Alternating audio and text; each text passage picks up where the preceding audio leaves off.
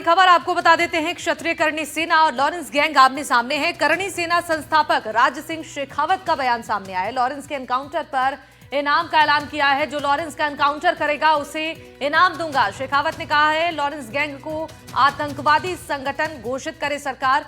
शेखावत के बयान से लॉरेंस गैंग और करणी सेना में तकरार बढ़ सकती है। शेखावत ने कहा कि कनाडा में लॉरेंस को पहले से ही आतंकवादी संगठन घोषित किया जा चुका है।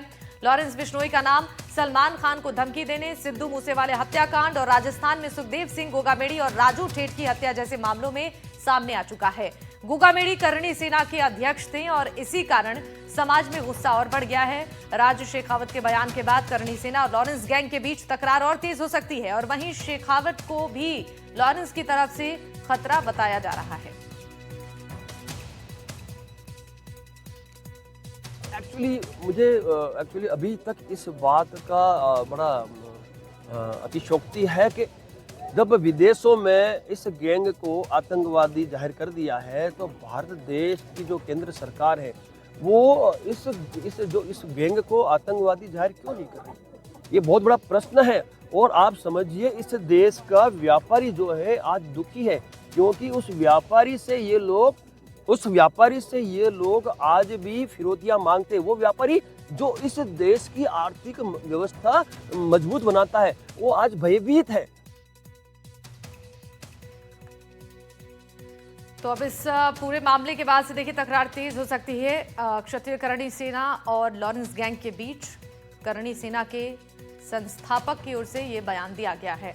दीपक हमारे सहयोगी जुड़ चुके हैं फोन लाइन पर इस पर ज्यादा जानकारी देने के लिए। डॉक्टर राज शेखावत ने बड़ा दावा किया है दीपक, और अपने इस बयान में उन्होंने कहा है कि सरकार को जरूर इस तरीके से लॉरेंस गैंग को आतंकवादी घोषित करना चाहिए और इस पर अब तकरार की भी प्रतिक्रियाएं सामने आ रही है। जरा बताइए क्या कुछ कहा गया इस बयान में उनकी तरफ से।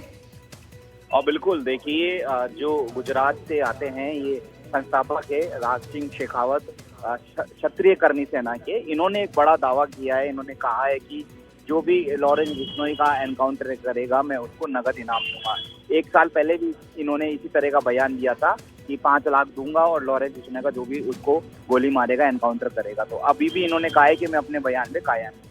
दरअसल लॉरेंस बिश्नोई और उसके कनेक्टेड गैंगस्टर्स ने जयपुर के अंदर सुखदेव सिंह गोगामेड़ी की हत्या कर दी थी। तो उस बात को लेकर ये क्षत्रिय समाज और ये क्षत्रिय करणी सेना काफी ज्यादा नाराज है और इसको लेकर ये लगातार बयानबाजी कर रहे हैं। अब इन्होंने ये मांग की है सरकार से कि जो लॉरेंस बिश्नोई गैंग है उसको आतंकवादी संगठित घोषित करना चाहिए। इसके साथ ही उनका एनकाउंटर करने पर इन्होंने इनाम की बात भी कही है।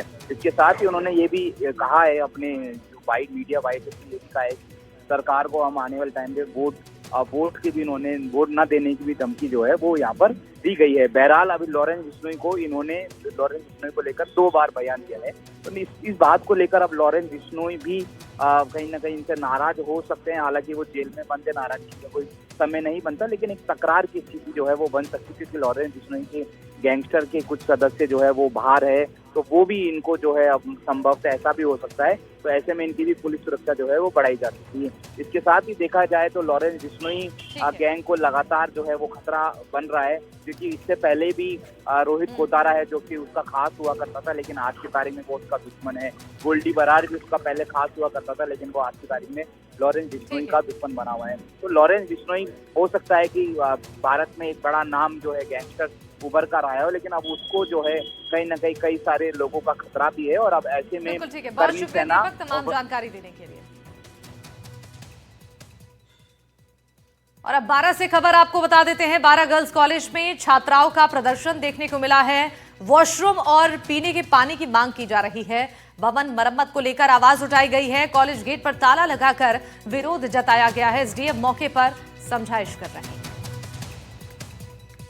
मूलभूत सुविधाओं की कमी के बाद छात्राओं की ओर से आवाज उठाई गई है। भवन मरम्मत को लेकर भी आवाज उठाई गई है। साथ ही वॉशरूम और पीने के पानी को लेकर छात्राओं ने यहां प्रदर्शन किया है, आवाज उठाई है। 12 गर्ल्स कॉलेज में छात्राओं का ये प्रदर्शन लगातार यहां समझाइश का दौर जारी है।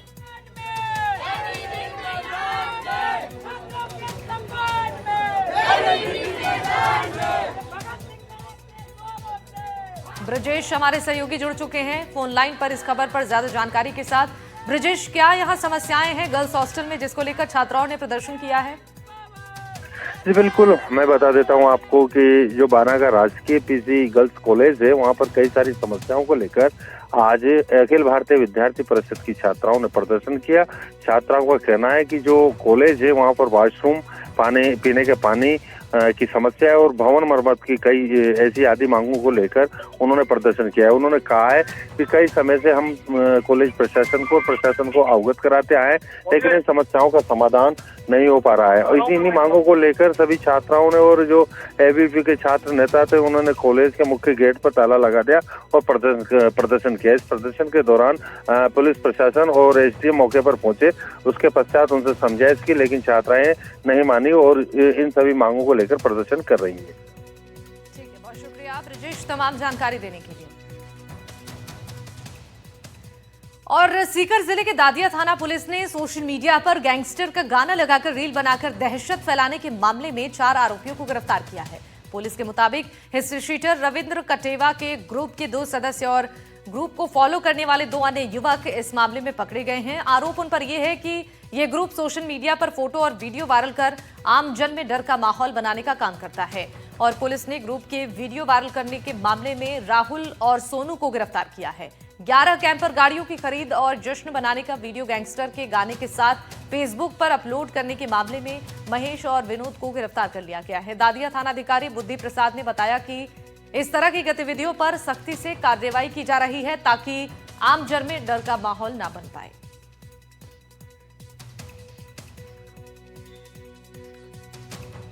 अनूपगढ़ के कनॉट पैलेस चौक के आरसीपी कॉलोनी जाने वाली सड़क पर सोमवार को बड़ा हादसा होते होते टल गया। बीएचएसएल के पोल हटाने का काम कर रहे जेसीबी चालक रविंद्र सिंह पर अचानक एक पुराना विद्युत पोल गिर गया और पोल गिरते ही तारों में तेज स्पार्किंग हुई और दुकानदार घबराकर बाहर निकल आए। गनीमत ये रही कि चालक ने तुरंत जेसीबी से कूदकर अपनी जान बचा ली। हादसे में एक दुकान का विद्युत मीटर भी उखड़ गया है और तार लोहे के शेड पर जा गिरा। पूर्व पार्षद आशीष गोयल ने तुरंत विद्युत विभाग को इसकी सूचना दी, जिसके बाद सप्लाई बंद कर दी गई और मरम्मत काम शुरू हुआ। स्थानीय लोगों का ये कहना है कि ये पोल काफी पुराना था और कई बार इसे बदलने की मांग उठाई गई है, लेकिन विभाग की लापरवाही की वजह से आज यहां बड़ा हादसा होते होते टला है।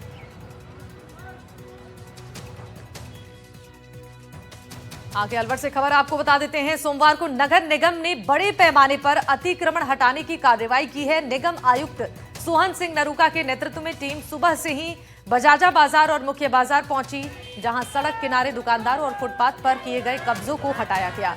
निगम प्रशासन का कहना है कि यह अभियान पहले से तय था और इसके लिए लोगों को पहले से सूचना दी गई थी। आयुक्त ने बताया कि शहर में बढ़ते ट्रैफिक दबाव और पैदल चलने वालों की सुरक्षा को देखते हुए अतिक्रमण हटाना जरूरी हो गया था। इस कार्रवाई के दौरान पुलिस और निगम कर्मचारियों ने मिलकर अवैध शेड, बोर्ड और ठेलों को हटाया है। कई दुकानदारों ने मौके पर आपत्ति जताई, लेकिन अधिकारियों ने साफ किया है कि शहर को साफ सुथरा और यातायात सुचारू रखने के लिए ऐसे अभियान आगे भी जारी रहेंगे। निगम ने चेतावनी दी है कि भविष्य में दोबारा अतिक्रमण करने पर सख्त कार्रवाई की जाएगी। इस कार्रवाई को लेकर लोगों से मिलीजुली प्रतिक्रिया देखी गई।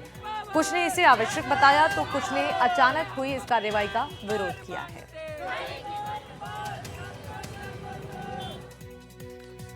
हनुमानगढ़ से एक बड़ी खबर जान लीजिए। हनुमानगढ़ में पुलिस ने बड़ी कार्रवाई को अंजाम दिया है। 28 लाख की कीमत का चिट्टा बरामद हुआ है और देखिए, टाउन पुलिस ने देर रात दबिश दी है और 70 ग्राम हेरोइन, उसके साथ युवक की गिरफ्तारी हो चुकी है। आरोपी कमल निवासी शेरेका पर केस दर्ज हुआ है। सीआई अशोक विश्नोई इस मामले की जांच कर रहे हैं।